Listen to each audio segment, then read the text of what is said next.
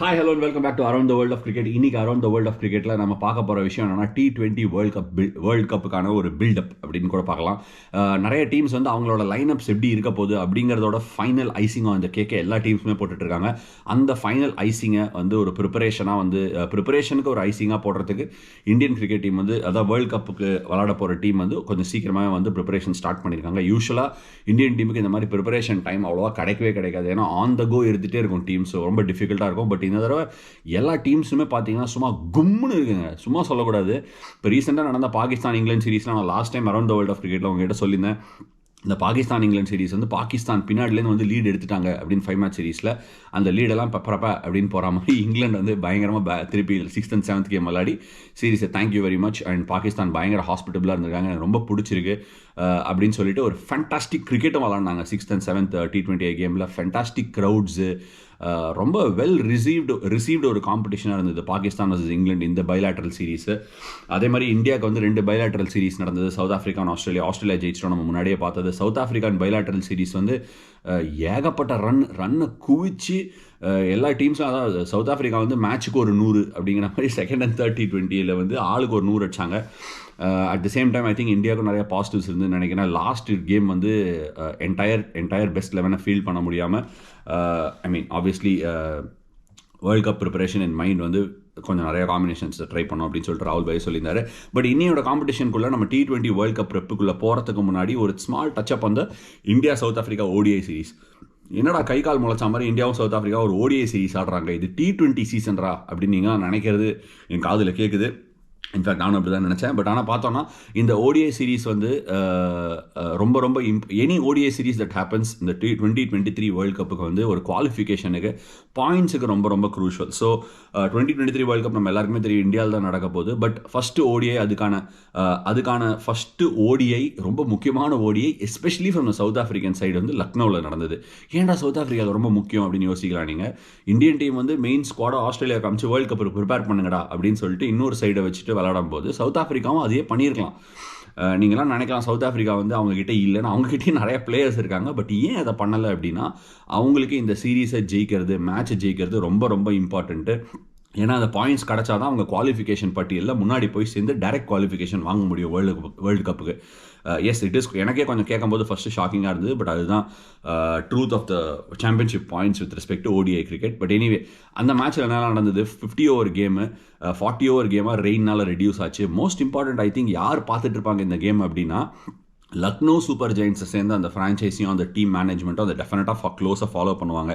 ஏன்னா 2023 IPL வந்து home and away பேட்டர்னில் மாறப்போகுது. எல்லா ஃப்ரான்ச்சைசிஸ்க்கும் ஓரளவுக்கு அவங்க ஹோம் வென்யூவில் என்ன கிடைக்கும் தெரியும். பட் லக்னோவும் குஜராத்தும் அவங்க ஹோம் வென்யூவில் என்ன கிடைக்கணுங்கிறதுக்கு அவங்களுக்கு கொஞ்சம் அந்த ஃபீலிங் டைம் ஆகும். ஸோ லக்னோ சூப்பர் ஜெயின்ஸ் வந்து இந்த கேமை பார்த்துருப்பாங்க. Ekana cricket stadium in Lucknow வந்து இது வந்து it is got red soil பிச்சஸ்னால ஜென்ரலாக இட் ப்ரமோட்ஸ் பவுன்ஸ். கொஞ்சம் வந்து ஸ்பின்னர்ஸ் பிளேயில் வரதுக்கு சான்ஸ் இருக்குது. அதே சமயம் ஃபாஸ்ட் பவுலர்ஸ் வித் ஹைட் நல்ல பிளேயில் வரதுக்கு சான்ஸ் இருக்குது. ஏன்னா பவுன்ஸ் கொஞ்சம் ஸ்டீப்பராக இருக்கும் பிளாக் சாயில் பிச்சஸோட. ஸோ இந்த கேமில் பார்த்தோன்னா குல்தீப் யாதவ் ஃபேண்டாஸ்டிக்காக bowling போட்டாங்க. ஒரு விக்கெட் தான் எடுத்துருக்கலாம், பட் அது ஒரு fantastic ball to dismiss Aiden Markram. And Kuldeep Yadav நான் ஆல்வேஸ் ஃபீல் பண்ணியிருக்கேன். எஸ் ரிஸ்க் ஸ்பின்னர்ஸை பற்றி நிறைய பேசும்போது குல்தீப் யாதவ் வந்து என்னன்னா, அவர்கிட்ட ஒரு அபூர்வமான ஒரு விஷயம் இருக்குது. என்ன அப்படின்னா, அவரால் லாங் ஃபார்மேட் கிரிக்கெட்டுக்கு ஏற்ற மாதிரி லைன் அண்ட் லெங்த் ரிப்பீட்டேட்டிவாக போட முடியும். நினச்ச இடத்துல நிறையா பால்ஸை லேண்ட் பண்ண முடியும். ஃபார் ரிஸ்க் ஸ்பின்னர் அது ஒரு ஃபேண்டாஸ்டிக் குவாலிட்டி. நிறைய ரிஸ்க் ஸ்பின்னர்ஸ் வந்து லிமிடெட் ஓவர்ஸ் ஃபார்மேட்டில் விக்கெட் எடுக்கலாம். பட் அவங்களுக்கு நிறைய அந்த விக்கெட்ஸ் கிடைக்கிறதுக்கு காரணம் கூட அப் அண்ட் டவுன் இன்அக்யூரேசின்னு சொல்லலாம். பட் ஒரு ரிஸ்க் ஸ்பின்னருக்கு அவரால் he is able to put the ball on line and length, நினச்ச இடத்துல பாலை ஆன் டிமாண்ட் போட முடியுதுங்கிறது ஒரு ரிஸ்க் ஸ்பின்னருக்கு பெரிய value. Apart from the fact அவங்களுக்கு வந்து நாவல்ட்டி ஃபேக்டர் இருக்குது, ball turning in and away from the batter. So Kuldeep Yadav had a great outing. Shardul Thakur as usual why fear when I am here அப்படிங்கிற மாதிரி அவர் ஏதாவது பேட்டையோ பாலையோ பிடிச்சா ஏதாவது நான் பண்ணித்தரேன், நான் பார்த்து பண்ணித்தரேன் அப்படிங்கிற மாதிரி பண்ணி கொடுத்துருக்காரு. விக்கெட் எடுத்தார், ரன்னும் அடிச்சார். பேக் எண்ட் ஆஃப் த கேமில் ரொம்ப கஷ்டப்பட்டு இருந்தோம். அப்போ வந்து ரன் அடிச்சார். சஞ்சு சாம்சனோட ஒரு வைட்டல் பார்ட்னர்ஷிப்பை ஸ்டிச் பண்ணார். Yes how can we miss Sanju Samson ஒரு ஃபேண்டாஸ்டிக் நாக். இது அவருக்கு ரொம்ப கான்ஃபிடென்ஸை கொடுத்துருக்கோன்னு நான் பிலீவ் பண்ணுறேன். சஞ்சு வந்து ஒரு ஃபேண்டாஸ்டிக் பிளேயர், ரொம்ப நல்ல ஹியூமன் பீயிங். அதே சமயத்தில் ரொம்ப ஒரு காமாக அப்படியே ஒரு நல்ல டிமினர் வச்சிருக்கிற ஒரு பர்சனாலிட்டி அண்ட் எக்ஸ்ட்ராடினரி டேலண்ட். இதெல்லாம் நான் எக்ஸ்ட்ராடினரி டேலண்ட்டுங்கிற ஒரு விஷயத்தை மட்டும் நான் சொல்ல வேணாம். அவர் இந்த நாக்கை ஆடி அது ஆல்மோஸ்ட் லாஸ்ட் ஓவரில் வந்து தனியாக அவரே பண்ணி கொடுக்குற ஒரு ஸ்டேஜுக்கு கேம் எடுத்துகிட்டு போனார். ஸோ அது அவரோட கான்ஃபிடன்ஸ்க்கு பயங்கர ஒரு பூஸ்டராக இருக்கும்னு நான் நம்புகிறேன்.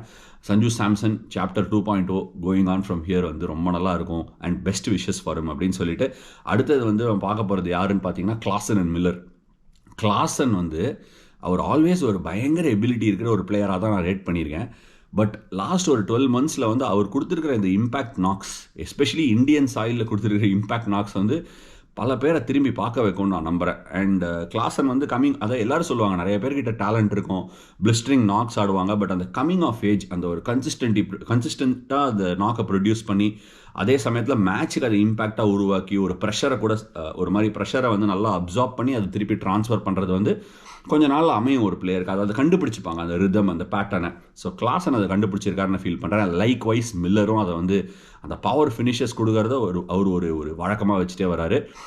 அண்ட் இந்தியன் சைட்லேருந்து பார்க்க வேண்டிய இன்னொரு விஷயம் என்னென்னா, ஸ்ரேயஸ் ஐயரோட ஒரு ஃபேண்டாஸ்டிக் 50 ரொம்ப ஃப்ளூவெண்ட்டாக இருந்தது. 37 ball 50. நிறைய பேர் வந்து அந்த ரன் ரேட்டை கேட்சப் பண்ண ட்ரை பண்ணிட்டு இருந்தாங்க, பால்ஸ் அண்ட் ரன்ஸை. பட் ஸ்ரேயஸ் ஐயருக்கு அந்த ஒரு ஃபீலிங்கே இல்லை, சூப்பராக விளாடினாரு. So India versus South Africa first ODI வந்து இந்தியா பக்கம் ஆல்மோஸ்ட் போயிருக்க வேண்டியது. பட் சவுத் ஆஃப்ரிக்கா அந்த வைட்டல் பாயிண்ட்ஸ் எடுத்திருக்காங்க. இந்த சீரீஸோட பாயிண்ட்ஸையும் கைப்பற்றுறது சவுத் ஆஃப்ரிக்கா ரொம்ப ரொம்ப க்ரூஷியல். அதனால தான் வந்து அவங்க ஃபுல் ஸ்ட்ரெங்க் சைடாக விளாடுறாங்க, வேர்ல்ட் கப் ப்ரிப்பரேஷன் இருந்தால் கூட. சரி, வேர்ல்ட் கப் ப்ரிப்பரேஷன் அப்படின்னு சொல்லும்போது இந்த வேர்ல்ட் கப் T20 வேர்ல்ட் கப்போட பில்டப்புக்கு நான் 2 ஹாஃபாக பிரிச்சிருக்கேன். ஒன்று வந்து 8 team world cup qualifiers, 8 team already qualify ஆன டீம். அது என்ன அடுத்த செக்மெண்ட்டில் பார்க்கலாம். இன்றைக்கி நம்ம T20 வேர்ல்ட் கப் பில்டப் அப்படின்னு சொல்லியிருந்தேன். T20 வேர்ல்ட் கப் பில்டப்புக்கு வந்து 2 செக்மெண்ட்டாக பிரிச்சுக்கலாம் நம்ம T20 வேர்ல்ட் கப்பே. ஒன்று வந்து மெயின் செக்மெண்ட்டில் குவாலிஃபை ஆன 8 டீம், இன்னொன்று வந்து குவாலிஃபிகேஷன்ஸில் இருக்கிற 8 டீம். குவாலிஃபிகேஷன்ஸ்லேருந்து வந்து ஆப்வியஸ்லி 4 டீம் வரும். இந்த குரூப் 1லேருந்து 2, குரூப் 2லேருந்து 2ன்னு வரும். எதுக்குள்ளே குரூப் 1க்குள்ளே 2 டீம் வந்து சேரும் மெயின் ட்ராவில், குரூப் 2க்குள்ளே 2 டீம் வந்து சேரும். ஸோ மெயின் ட்ராவில் இருக்கிற 8 டீம் யாரும் நம்ம பார்த்தலாம். குரூப் 1ல் ஆப்கானிஸ்தான், இங்கிலாந்து, நியூசிலாந்து மற்றும் ஆஸ்திரேலியா. குரூப் 2ல் பங்களாதேஷ், பாகிஸ்தான், இந்தியா மற்றும் சவுத் ஆஃப்ரிக்கா. அதாவது 3 ஏஷியன் டீம், ஒரு வெஸ்டர்ன் டீம், அதாவது சேனா கண்ட்ரிலேருந்து ஒரு டீம். அதில் வந்து சேனா கண்ட்ரிலேருந்து 3 டீம் இருக்குது. ஸோ எனிவே இதுதான் வந்து குரூப் 1 அண்ட் குரூப் 2வோட அமைப்பு. குரூப் 1ல் நம்ம பார்த்தோம்னா ஆப்கானிஸ்தானோட qualification ahead of Sri Lanka and West Indies. ஸ்ரீலங்காவும் வெஸ்ட் இண்டீஸும் வந்து மெயின் ட்ராவில் குவாலிஃபை ஆகாமல் குவாலிஃபையர் விளையாடிட்டு தான் வர மாதிரி ஒரு சுச்சுவேஷனில் இருக்காங்க. ஆப்கானிஸ்தானுக்கு இது ஒரு பெரிய பூஸ்ட். என்னதான் மற்ற 2 டீம்ஸ் வந்து குவாலிஃபிகேஷனில் இருந்தாலும், குவாலிஃபிகேஷனுக்காக விளையாடிட்டு வரணும் அப்படின்ட்டு இருந்தாலும் ஆப்கானிஸ்தான் வந்து சேர்ந்துருக்காங்க ரீசென்ட்லி. அதாவது வந்து அது என்ன சொல்கிறது, young nation in terms of being a cricketing nation. அவங்களோட குளோப் ட்ராட்டிங் பிளேயர்ஸ் நம்ம ஜாஹீர் கான், ரஷீத் கான், முஜிபுர் ரஹ்மான், முகமது நபி, நஜிபுல்லா ஜத்ரான், இந்த மாதிரி ஏகப்பட்ட பிளேயர்ஸ் வந்து CPL விளாடுறது, IPL SL விளாடுறது, பிக் பேஷ் விளாடுறது, இதெல்லாம் வந்து அவங்களுக்கு ஒரு பெரிய பாசிட்டிவாக அமைஞ்சு இன்டர்நேஷ்னல் கிரிக்கெட்டில் நல்லா பண்ணி பாயிண்ட்ஸ் எடுத்துகிட்டு டைரக்ட் ட்ராவில் குவாலிஃபை ஆயிருக்காங்க. ரொம்ப பெருமைக்குரிய ஒரு விஷயம் ஒரு டீமுக்கு, ஆப்கானிஸ்தான் மாதிரி ஒரு டீமுக்கு. ஸோ அவங்களுக்கு வேர்ல்ட் கப் கேம்பெயின் எப்படி போகும் ரொம்ப இன்ட்ரெஸ்டிங்காக இருக்கும். ஏன்னா it want be an easy campaign for them, especially Australia இருக்கும்போது. ஸோ எப்படி போகுது அப்படின்னு பார்க்கணும். அதே மாதிரி இந்த குரூப் 1ல் இருக்கிற டீம்ஸு யார் வந்து குவாலிஃபை ஆக போகிறாங்க, அதாவது குவாலிஃபிகேஷன் சொல்கிறதோட யார் வந்து என்னென்ன பண்ணிட்டு வர போகிறாங்க, வேர்ல்டு கப்புக்கு முன்னாடி என்ன பண்ணுறாங்க அப்படின்னு தெரிஞ்சுக்கலாம் அப்படிங்கிறதுக்காக இந்த எபிசோடு உங்களுக்கு கொண்டு வரேன். குரூப் 1ல் வந்து இங்கிலாந்து என்ன பண்ணிட்டு இருக்காங்க இப்போ அப்படின்னு பார்த்தீங்கன்னா, பாகிஸ்தானில் ஒரு ஃபேண்டாஸ்டிக் சீரீஸ் லாக் பண்ணி ஃபைனல் மேட்சை வந்து ஜெயிச்சு அந்த சீரீஸை வின் பண்ணிவிட்டு, இன்ஃபேக்ட் மோயின் அலி கூட சொல்லியிருந்தார், we had a great time, பயங்கர hospitality, but still series win ரொம்ப ரொம்ப இம்பார்ட்டன்ட் அப்படின்னு சொல்லியிருந்தார். அந்த சீரீஸில் வந்து என்ன அப்படின்னா, ரொம்ப முக்கியமாக ஒருத்தர் வந்து கையை தூக்கி என்னையும் பாருங்கள் அப்படின்னு சொல்லியிருக்காரு. அது யாருன்னு பார்த்தீங்கன்னா ஃபில் சால்ட். அவரோட பவர் பிளே அசால்ட்டை வந்து நிறைய பேரை வந்து திரும்பி பார்க்க வச்சிருக்கு. அவர்கிட்ட எபிலிட்டி இருக்குன்னு எல்லாருமே நம்பி தான் அவருக்கு அந்த சான்ஸையும் கொடுத்தாங்க. பட் இப்போ என்ன ஆயிடுச்சுன்னா, Alex Hales and Jos Buttler the top of the order வந்து லாக் மாதிரி இருந்தாங்க.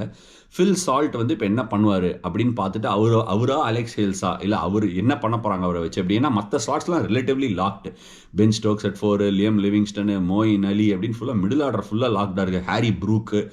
ஸோ ஃபில் சால்ட் ஒருத்தருக்காக பார்ப்பாங்க. எங்கடா பார்ப்பாங்க அப்படின்னு பார்த்தீங்கன்னா, இங்கிலாந்து வந்து ஆஸ்திரேலியாவுக்கு டூர் பண்ண போகிறாங்க. இங்கிலாந்து வந்து இந்த T20 வேர்ல்ட் கப்புக்கு முன்னாடி ஒரு அஃபிஷியல் சீரீஸ் விளாடுறாங்க. இன்ஃபேக்ட் யாரோ போட்டிருந்தாங்க, நிறைய மேட்சாக இருக்குது, ஒரு மாதிரி பேர்ன் அவுட் ஆகிடும்னு.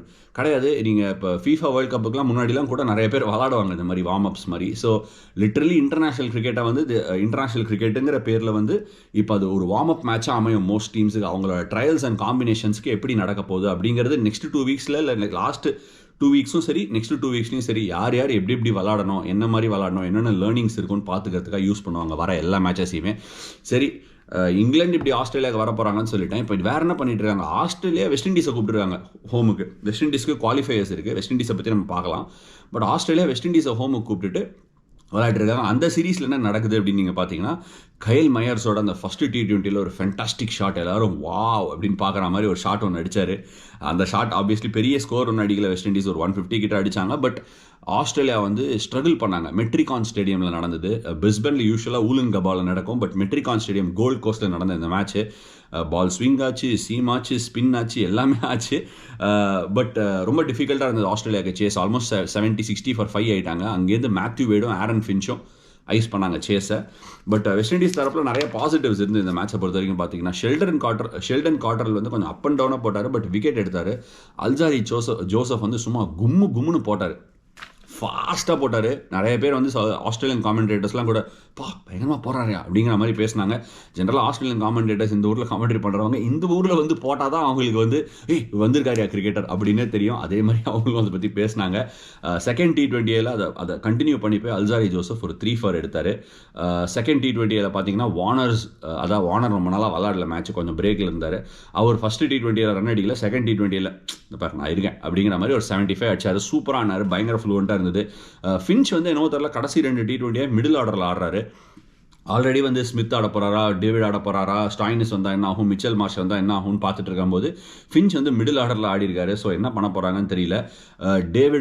டிம் டேவிட் அவரோட ரேஸ் திருப்பி வந்து ஸ்டீப்பாக போயிட்டே இருக்குது. பயங்கரமான ஃபினிஷிங் கொடுத்தாரு செகண்ட் T20 பெரிய ஒசரக்க ஹியூஜ் சிக்ஸஸ்லாம் அடிச்சாரு. கேபா பெரிய ஸ்டேடியம், அங்கேயே வந்து ஹியூஜ் சிக்ஸ்லாம் அடிச்சாரு.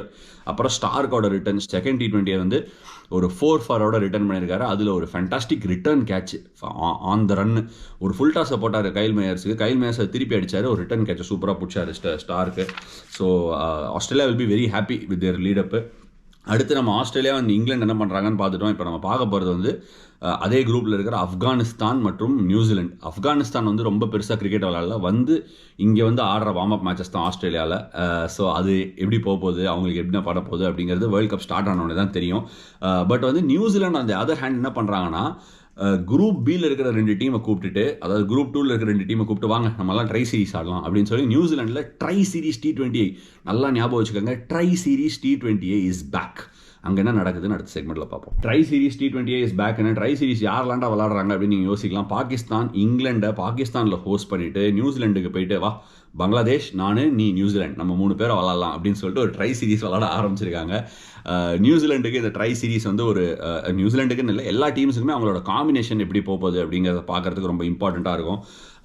பாகிஸ்தான் வந்து ரொம்ப ஒரு முக்கியமான டிசிஷன் ஒன்று எடுத்திருக்காங்க. அது என்னன்னு பார்த்தீங்கன்னா, ஃபக்கர் ஜமான் கிட்டேருந்து ஆல்மோஸ்ட் மூவ் அவே பண்ணிட்டாங்கன்னு நினைக்கிறேன். அவங்க வந்து அந்த 3ல் அவங்களுக்கு ஒரு லெஃப்ட் ஹேண்டர் வேணும், கொஞ்சம் என்ஃபோர்ஸ் பண்ணணும், கொஞ்சம் பார்த்தும் விளாடணும் அப்படிங்கிற மாதிரி ஒரு சுச்சுவேஷனில் அவங்க என்ன பண்ணிட்டாங்க, ஃபக்கர் ஜமான் கொஞ்சம் வெயிட் பண்ணப்பா, நாங்கள் வந்து ஷான் மசூதை ட்ரை பண்ணுறோம் அப்படின்னு சொல்லிட்டு ஷான் மசூதை ட்ரை பண்ணுறாங்க. ஷான் மசூத் அதுக்கு போகிற மாதிரியே, அதாவது கரெக்ட் நீங்கள் யோசிக்கிறது கரெக்ட் அப்படிங்கிற மாதிரியே பாகிஸ்தான்லேயும் ரன் அடித்தார், இங்கே வந்து இந்த கேம்லேயும் கொஞ்சம் ரன் அடித்தார். சூப்பராக வந்து விளாட்னார். ஃபஸ்ட்டு கேமில் பாகிஸ்தான் வர்சஸ் பங்களாதேஷ் கேமில் ரொம்ப நல்லா பேட்டிங் விளாட்னார். அதே மாதிரி பாகிஸ்தானுக்கு லேர்ன் பண்ணுறதுக்கு நிறைய இருந்தது. அவங்க வந்து என்ன பண்ணாங்கன்னா, முகமது வசீம், அதாவது யூஸ்வலாக என்ன விளாடுவாங்கன்னா, அவங்க வந்து நசீம் ஷா, தஹானி மற்றும் அவங்க ஹாரிஸ் ராஃப், ஷஹீன் ஷா அஃப்ரிதி இவங்களாம் தான் மெயினாக விளாடுவாங்க. முகமது வாசிமா அவங்க கொஞ்சம் பேக் பண்ணுறாங்க டெஃபினட்டாக. முகமது வாசிம் டெத் ஓவர்ஸில் சும்மா யாருக்கார கும்முன்னு போட்டார், நல்லா 3 for ஃபினிஷ் பண்ணார் இந்த கேமு. ஆஸ் யூஷுவல் பாகிஸ்தானுக்கு இன்னொரு பெரிய பாக்ஸ் டிக்கிங் என்ன அப்படின்னா, அவங்களோட ஓப்பனர்ஸுங்க ரிஸ்வான் அண்ட் பாபர் அசாம், அவங்க வந்து ஸ்டெடி ஸ்டார்ட் கொடுத்து அவங்களுக்கு செட்டப் பண்ணி கொடுக்குறாங்க. இந்த மேட்சும் அதே மாதிரி பவர் பிளேலாம் ஆல்மோஸ்ட் நோ லாஸ் 2 பேருமே.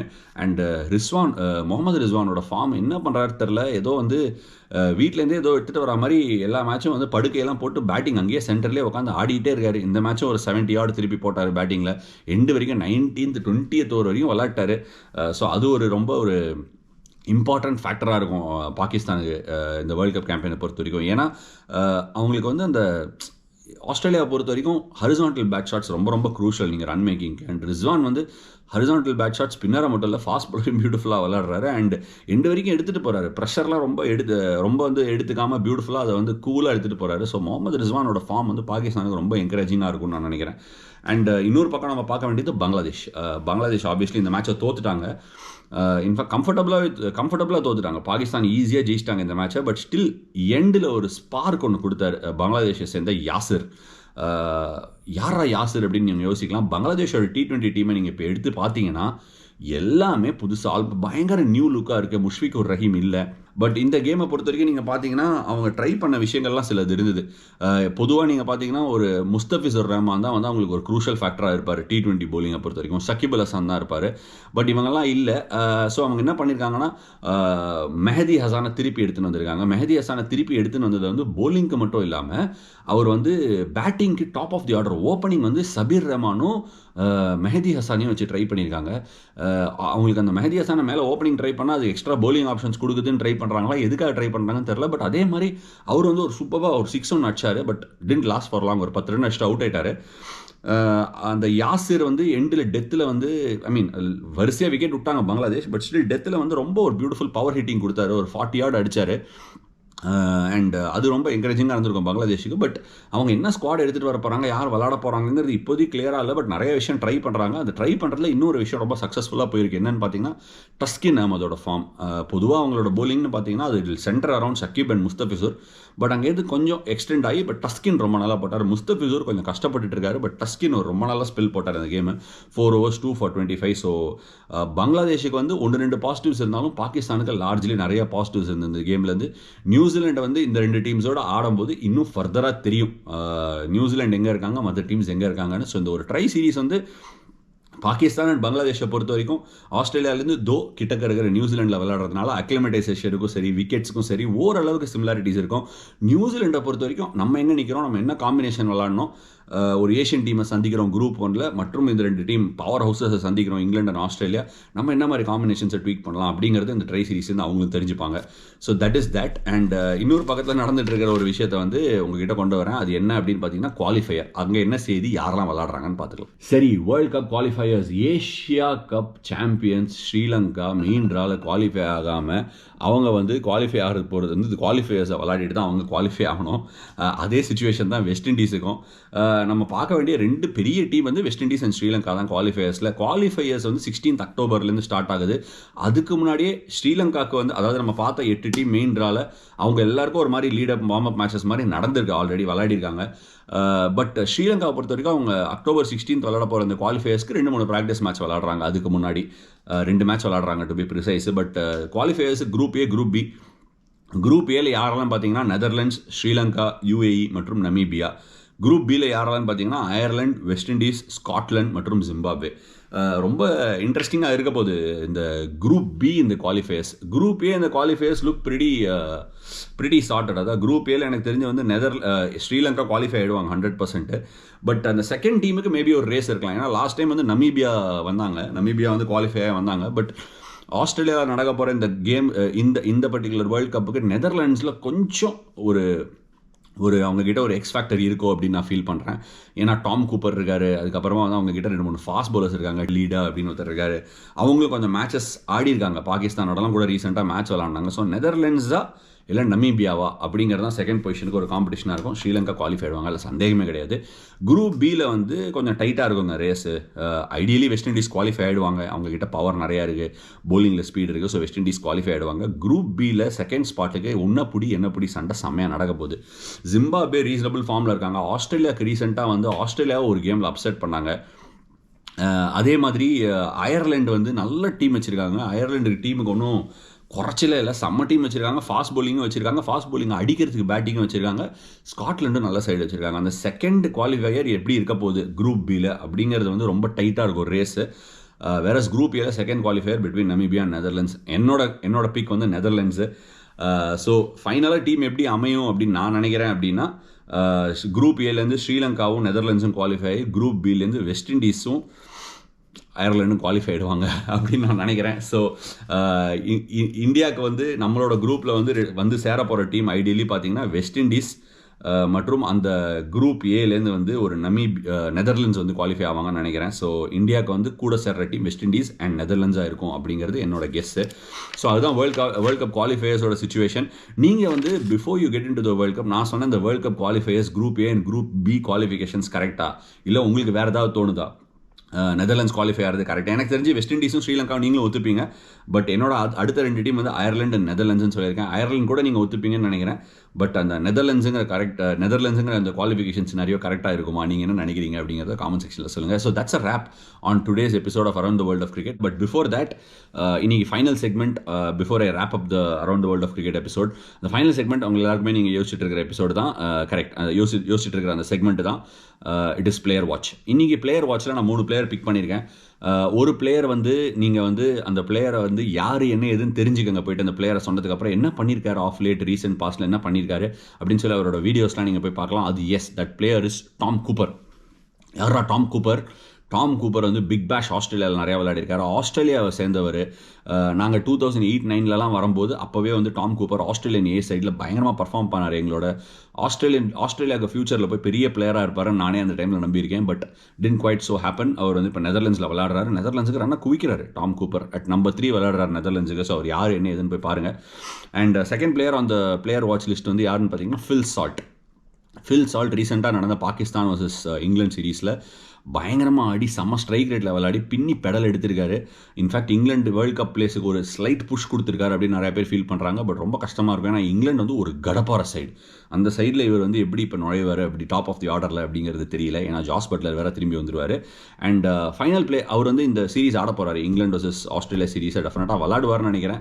விளையாட மாட்டாரா, விளையாடுனா தலைவலி கொடுப்பாரா அப்படிங்கிறத பார்த்து தெரிஞ்சுக்கணும். அண்ட் ஃபைனல் பிளேயர் வந்து யாசிர் அலி ஃப்ரம் பங்களாதேஷ். யாசிர் அலி வந்து நான் இந்த எபிசோட்லேயே சொல்லியிருந்தேன், நல்லா ஃபினிஷிங் டச் கொடுத்தாரு அந்த ஃபஸ்ட்டு T20 நல்ல பவர் வச்சுருக்காரு. அவரால் பாலை நல்லா தூரமாக அடிக்க முடியாது. One of the major facets என்ன அப்படின்னு பார்த்தீங்கன்னா, ஏஷியன் டீம்ஸுக்கு இந்த finishers with power, especially in these conditions. Horizontal bat ஷாட்ஸும் ஆட முடியணும், வெர்டிக்கல் பேட் ஷாட்ஸும் ஆட முடியணும், நல்ல பவரும் இருக்கணும். ஏன்னா பிகர் ஃபீல்ட்ஸில். ஸோ ரீசெண்டாக நடந்த அந்த T20 ஹேக்லி ஓவல் கிரைஸ்ட் சர்ச்சில், அது ஒன்றும் குட்டி கிரவுண்டு கிடையாது, அங்கேயும் நல்ல பவர் காமிச்சிருந்தார். ஸோ யாசிர் அலி ரப்பி அவர் அப்படி தான் கூப்பிட்றாங்களா இல்லை யாசிர் அலி சௌத்ரி அப்படிங்கிறாங்க. ஸோ அவர் என்ன பண்ண போகிறாரு இந்த ட்ரை சீரீஸில், அவரோட ஃபார்ச்சூன்ஸ் எப்படி இருக்க போது, கொஞ்சம் மேலே அமிச்சு அவரோட பேட்டிங்கை டெஸ்ட் பண்ணுவாங்களா பங்களாதேஷ் அப்படிங்கிற பொறுத்திருந்து பார்க்கணும். இதுதான் 3 பிளேயர்ஸ் டு வாட்ச் ஃபார். நீங்கள் ஏதாவது பிளேயர்ஸ் வேறு எங்கேயாவது பார்த்துருக்கீங்க, இந்த பிளேயரை நான் விட்டுட்டேன் அப்படின்னு ஃபீல் பண்ணிங்கன்னா அதையும் காமெண்ட் செக்ஷனில் விடுங்க, கவர் பண்ணுறேன் நெக்ஸ்ட் எபிசோடில். Thank you so much.